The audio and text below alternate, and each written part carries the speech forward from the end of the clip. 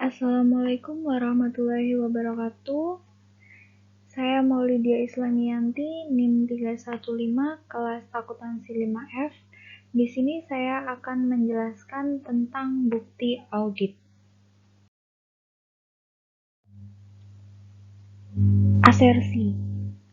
Asersi merupakan suatu tanggung jawab pihak yang bertanggung jawab atas tata kelola untuk memastikan bahwa laporan keuangan disusun sedemikian rupa, sehingga memberikan pandangan yang benar dan wajar. Di sini, saat menyiapkan laporan keuangan, manajemen membuat asersi tentang setiap akun dan pengungkapan terkait dalam catatan. Seorang auditor menggunakan asersi untuk transaksi, saldo akun, dan penyajian serta pengungkapan saat menilai risiko salah saji material dan saat merancang prosedur audit mereka. Melalui pemahaman entitas dan lingkungannya memberikan ringkasan asersi yang digunakan oleh auditor. Ketika menguji kejadian, seorang auditor mencari bukti untuk memverifikasi bahwa transaksi atau peristiwa yang tercatat. Saat menguji kelengkapan, seorang auditor juga akan mencari transaksi atau peristiwa dan memastikan ini telah dicatat. Selanjutnya, ketika menguji keakuratan, seorang auditor juga akan mencari bukti bahwa transaksi dan peristiwa telah dicatat dalam jumlah yang tepat. Ketika menguji cut-off, seorang auditor juga mencari bukti bahwa transaksi telah dicatat dalam periode akuntansi yang benar. Ketika menguji hak dan kewajiban, seorang auditor juga mencari bukti untuk memverifikasi bahwa aset yang tercatat dimiliki oleh entitas dan kewajiban dicatat mewakili komitmen entitas. Ketika menguji kelengkapan, seorang auditor mencari aset, kewajiban, dan item-item ekuitas dan memastikannya telah dicatat. Dan yang terakhir, ketika menguji penilaian dan alokasi, seorang auditor akan mencari bukti bahwa aset kewajiban dan item ekuitas telah dicatat pada jumlah yang tepat dan dialokasikan ke akun buku besar yang benar. Selanjutnya kita akan membahas tentang jenis bukti audit. Bukti audit sendiri merupakan suatu informasi yang digunakan oleh auditor ketika sampai pada pendapat mereka tentang kebenaran dan kewajaran laporan keuangan klien mereka. Di sini sebelum kita mengenal jenis-jenis bukti audit, kita harus mengetahui bukti yang cukup dan tepat. Bukti yang cukup dan tepat merupakan suatu konsep inti dalam suatu audit. Kecukupan berkaitan dengan kuantitas dan kesesuaian berkaitan dengan kualitas bukti audit yang dikumpulkan. Konsep ini saling berkaitan satu sama yang lain. Di sini terdapat 7 jenis bukti audit. Yang pertama, konfirmasi eksternal. Konfirmasi eksternal sendiri memberikan panduan tentang penggunaan konfirmasi eksternal. Konfirmasi eksternal dikirim langsung oleh auditor kepada pihak ketiga yang diminta untuk menanggapi auditor atas hal-hal yang tercantum dalam surat konfirmasi. Konfirmasi eksternal dapat dikirim ke bank klien, pengacara, pemberi pinjaman, dan debitor dan pihak ketiga yang menyimpan inventaris klien. Selanjutnya yaitu bukti dokumenter. Bukti dokumenter sendiri mencakup faktur, laporan bank, risalah, rapat, korespondensi, dan perjanjian hukum. Ini mungkin dihasilkan secara internal ataupun eksternal. Dokumen yang dibuat secara internal diproduksi oleh klien, dokumen yang dibuat secara eksternal dibuat oleh pihak ketiga. Kepastian bukti audit bervariasi bergantung pada sumbernya. Yang selanjutnya yaitu representasi. Representasi merupakan suatu pertimbangan khusus untuk litigasi dan klaim, mengharuskan auditor untuk mengumpulkan bukti audit yang cukup dan tepat mengenai masalah hukum yang melibatkan klien mereka. Bukti dikumpulkan dari notulen, rapat dewan, diskusi dengan personal klien, dan surat perwakilan dari pengacara klien mereka. Jenis bukti audit selanjutnya yaitu bukti verbal. Bukti verbal digunakan saat memperoleh pemahaman tentang klien dan sistem pengendalian internalnya. Ini dapat digunakan untuk menguatkan bentuk bukti lainnya. Bukti verbal sendiri didokumentasikan di kertas kerja auditor sehingga semua diskusi dikunci dengan klien disimpan. Selanjutnya, bukti komputasi. Bukti ini digunakan ketika auditor memeriksa keakuratan matematis.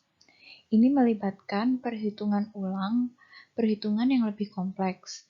Ketika melakukan perhitungan ulang yang kompleks, seorang auditor akan menyetujui jumlah yang dimasukkan dalam perhitungan dengan bukti dokumenter yang disiapkan secara eksternal. Selanjutnya, bukti fisik. Auditor mengumpulkan bukti fisik klien melalui pemeriksaan aset berwujud klien. Auditor juga melacak rincian aset berwujud. Auditor akan memeriksa aset fisik klien untuk memastikan apakah semuanya berfungsi, inventarisnya tampak dalam kondisi baik, dan aset tetapnya dirawat dengan baik. Bukti ini digunakan untuk menentukan apakah aset harus ditulis di bawah nilai buku saat ini. Yang terakhir, bukti elektronik. Bukti elektronik ini mencakup data yang disimpan di komputer klien. File dikirim melalui email ke auditor. Transaksi biasanya dimulai dan disimpan secara elektronik. Mereka tidak meninggalkan jejak kertas untuk mengakses detail transaksi ini. Seorang auditor harus mengakses sistem komputer klien mereka, tempat detail disimpan. Jika perusahaan memulai dan menyelesaikan transaksi secara elektronik, auditornya akan menggunakan bukti elektronik untuk menetapkan bahwa transaksi tersebut terjadi. Sejauh mana auditor dapat mengendalikan bukti elektronik yang dihasilkan oleh sistem komputer klien, mereka akan sangat bergantung pada pengendalian internal yang ada. Selanjutnya, persuasif bukti audit. Persuasif bukti audit di sini dibagi menjadi 3 kategori. Yang pertama, bukti yang dihasilkan secara internal. Bukti ini dianggap paling tidak meyakinkan karena hanya dapat digunakan untuk memverifikasi bahwa klien telah secara akurat mengubah informasi ke dalam laporan keuangan. Yang diartikan bahwa saat klien menghasilkan atau menyimpan bukti ini, adanya kemungkinan bukti tersebut dapat dimanipulasi atau dihilangkan. Yang kedua, bukti yang dihasilkan secara eksternal yang dipegang oleh klien. Bukti ini dianggap paling cukup meyakinkan.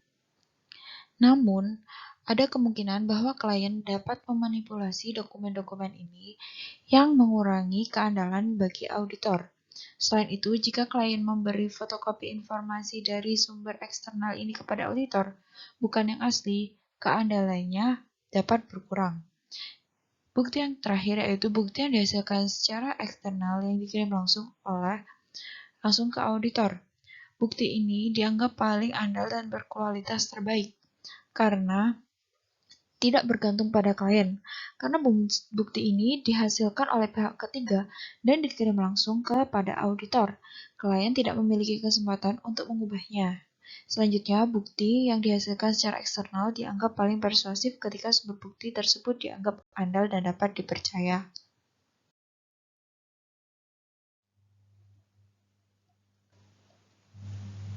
Menggunakan pekerjaan seorang ahli.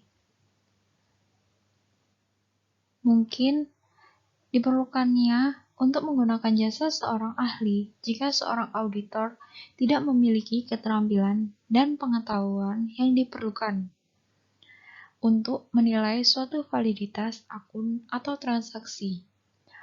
Seorang ahli adalah seseorang dengan keterampilan, pengetahuan, dan pengalaman yang dibutuhkan untuk membantu auditor saat mengumpulkan bukti. Tahap pertimbangan penggunaan seorang ahli atau pakar. Tahap pertimbangan ini sendiri terbagi menjadi 6 tahap. Yang pertama, menilai kebutuhan. Kebutuhan untuk menggunakan jasa pakar bergantung pada pengetahuan tim audit. Di sini, jika tim audit memiliki pengalaman dengan item yang akan diaudit dan dapat memanfaatkan pengetahuan mereka dari audit sebelumnya dari klien tersebut atau perusahaan serupa di industri yang sama, maka tidak perlu menggunakan pakar atau ahli. Namun, semakin besar risiko kesalahan penyajian material dari item yang sedang dipertimbangkan, semakin besar pula kemungkinan seorang auditor akan meminta nasihat dari seorang pakar. Yang kedua, menentukan ruang lingkup. Setelah pendapat ahli telah ditentukan, ruang lingkup pekerjaan yang akan dilaksanakan ditentukan oleh auditor dan dikomunikasikan kepada pakar tersebut. Hal ini melibatkan pengaturan sifat, waktu, dan luas pekerjaan yang harus diselesaikan oleh pakar atau ahli.